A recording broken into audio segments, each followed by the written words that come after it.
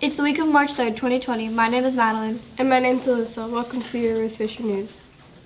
Last week in the state of Washington, a 26-year-old man went out for a run near the Olympic State Park. Somewhere along his run, he broke his ankle. He then spent 8 hours crawling back to the trail ahead, hoping to find someone to help him call 911. In those 8 hours, he was able to crawl about 5 miles. Once help arrived, he was still 4 miles away from where he started at the trail ahead. He had a cell phone with him, but the trail he was on was very secluded and there was no service available. He was wearing what was described as light clothing and the temperature was below freezing. The Coast Guard arrived by a helicopter and took him to a nearby hospital. He is expected to be fine. Calling on Nutella fans, Ferrero Rocher, the parent company of Nutella, just announced plans to open a new 600,000 square foot manufacturing plant in Goodyear. Even if you have never heard of Nutella, the popular hazelnut spread, you are probably familiar with some of their other products, like Butterfingers, Baby Ruth bars, or Little Ferrero Rocher chocolates that are popular around the holidays. Right now, the new factory is thought to be home to Butterfingers and Baby Ruth candy bars, but even if it isn't, one thing is for sure, it will be delicious. Now let's go over to Mr. Dubish with the weekly update.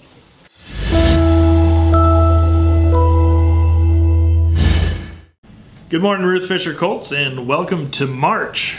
With it being March, there's a couple quick things to note. One is it's the end of the quarter this Friday, so make sure grades are good, assignments are turned in, and you only have a few more days till the quarter's over, and that means report cards will be sent home the following week, right before parent-teacher conferences, which will be on the 11th. Report cards will be going home.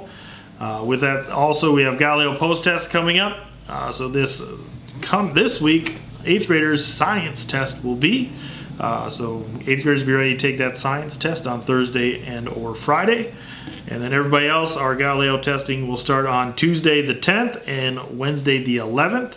So make sure you're ready to do your best, work hard, show your work, and show us everything you know so we can make sure we're ready for the upcoming AZ merit test here in April. So make it a great week, work hard, and do your very best. Thanks, Mr. Dobush. Let's go to Eliana with sports. Hello, welcome back to sports. My name is Eliana. In NBA news, the Suns won a big road game last week against the Utah Jazz, 131-111, which gave them back-to-back wins for the first time in a while. They are currently 24-34 and have to really get on a winning streak to have a chance at the playoffs. The Coyotes beat one of the league's best teams last week, the Tampa Bay Lightning, by scoring a season-high 7 goals. The game final was 7-3. In bigger news, their all-star goalie, Darcy Kemper, made his return to the team last week after missing a few months due to a lower body injury. Spring training baseball started up last week as well. Baseball fans from all across the state and country get to see their favorite teams and players as they prepare for the new season. See you next time. Thanks, Ella. Let's go over to Xavier and Toby with entertainment news.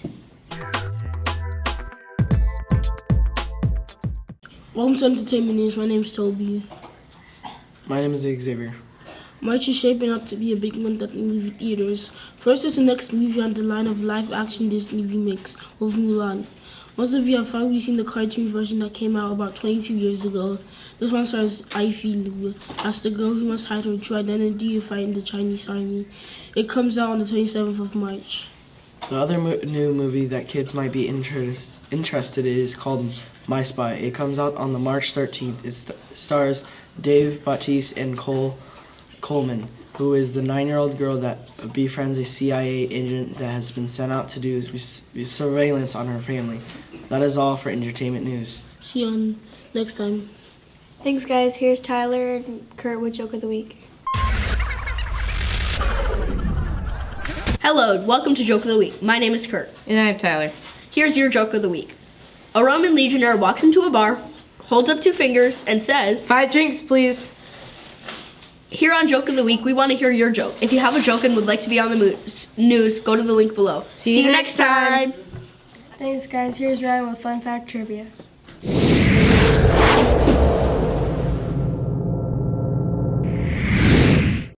Welcome to Fun Fact Trivia. My name is Ryan. This Tuesday, March 3rd, is National Cold Cut Day. And it's one of the meatiest days of the year. Whether you call it lunch meat, deli meat, sandwich meat, or just plain old cold cuts, it is an easy day to celebrate. Some people say they don't like cold cuts, but we believe that is just a bunch of baloney. Some people eat them stacked high on a sandwich, and others might prefer them sliced thin on a cracker.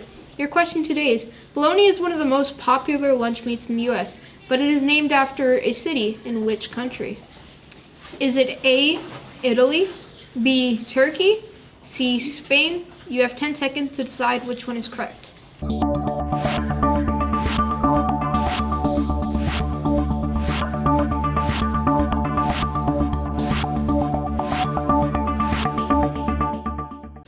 If you said A, Italy, you are correct. Bologna is technically a pork sausage with various seasonings added in. In Britain, Ireland, Zimbabwe, Zambia, and South Africa, it is known as polony.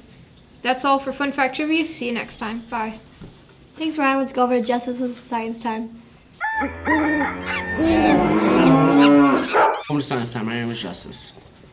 Scientists have discovered a first for the animal kingdom. They have found that an animal that doesn't breathe. The animal is a parasitic blob, most closely related to the jellyfish. It spends its life infecting the dense muscle tissue of deep water fish. Its scientific name is Henigai salminicola, and scientists also discovered that it's one of the only few animals that have evolved backwards or downsized over their existence. They have continued to lose features like muscle cells, nerve cells, and tissue. It is the only feature that they seem to have keep was the stinger cells that look like eyes on their head.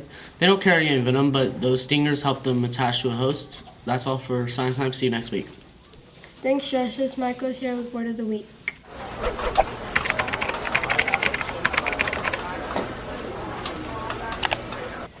Well, the word of the week, my name is Michael. This word of the week is acquaint. Acquaint is a verb and it means to make someone aware of or familiar with. Here is how you could use it in a sentence. The new student quickly became acquainted with his new table partners as they all worked on the group project together. See you next week on Word of the Week. Thanks, Michael. Let's go over to Danny and Matthew with This Week in History.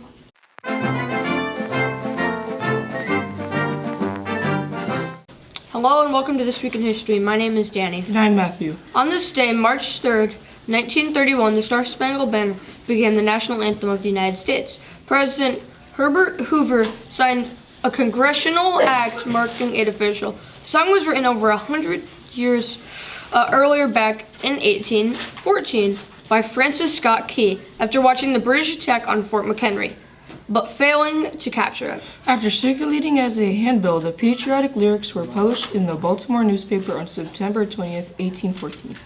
Key's words were later set to the tune of To Anacreon in Heaven, a popular English song.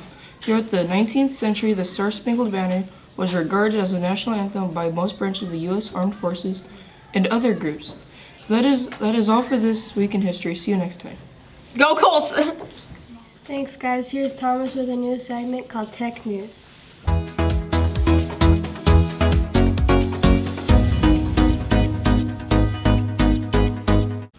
Hi, my name is Thomas, and this is Tech News. Everyone hates carrying around luggage when they get to the airport or after they land. Now that might be a thing of the past. Fomoto Bag is the first ever bag you can ride. You can buy it online, and it's $1,495. Those long terminals at the airport won't kill your legs anymore. It is available through their website at motobag.com. It weighs 20 pounds, so you will have to be careful not to go over your 50-pound max at the airport. It has a max speed of 4 miles per hour and can travel for 6 miles on a single charge. That is all for Tech News. See you next time. Bye. Thanks, Thomas. Now for a few announcements. Congrats to our Vex Robotics team. They placed third in the state tournament last week. Congratulations to the Odyssey of the Mind for competing in the regional tournament this past weekend. Don't forget to turn in your permission slips for baseball and softball tryouts. Odyssey of the Mind will be selling goodies on Wednesday after school. And Vex Robotics will be selling candy and chips on Thursday after school. That's all for Ruth Fisher News. See you next time. Go Colts!